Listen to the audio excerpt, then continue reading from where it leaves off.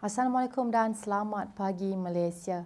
Baiklah, terdapat 19 kawasan di Semenanjung Malaysia telah merekodkan suhu maksimum harian melebihi 35 darjah Celsius selama 3 hari berturut-turut. Terdapat juga 3 kawasan yang telah pun memasuki tahap gelombang haba yang berwarna jingga ini, yang itu 37 hingga 40 darjah Celsius iaitu suhu maksimum, seperti di Pokok Sena, Pendang dan juga di Baling, Kedah. Terdapat juga beberapa kawasan terutamanya di Perlis, di Kedah, di Perak dan juga di Pahang telah memasuki tahap 1 berjaga-jaga.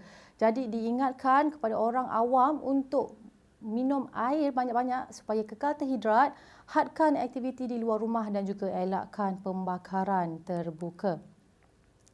Seterusnya kita beralih kepada paparan carta angin semasa. Dapat diperhatikan rantau negara masih menerima angin daripada arah timuran dengan kelajuan yang agak lemah, kurang daripada 20 km sejam. Oleh itu, Met Malaysia tidak mengeluarkan sebarang amaran angin kencang dan juga laut bergelora pada ketika ini. Dapat diperhatikan juga paparan radar semasa. Keadaan cuaca adalah cerah dan tiada hujan bagi kebanyakan kawasan di Semenanjung kecuali di Perak. Terdapat hujan renyai yang dijangka boleh beransur reda dalam sedikit masa sahaja lagi. Keadaan cuaca yang sama juga kini diperhatikan di Sabah dan juga di Sarawak, di mana keadaan cuaca adalah cerah dan tiada hujan dan dijangka keadaan ini boleh berterusan sehingga ke tengah hari nanti.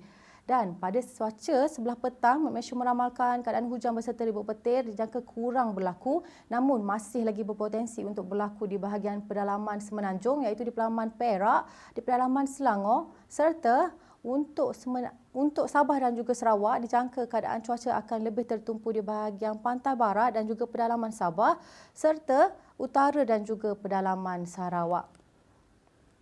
Untuk maklumat semua, Hari Meteorologi Sedunia pada tahun ini akan diadakan pada 31 Mac dengan tema Pemantauan Hari Ini, Perlindungan Hari Esok.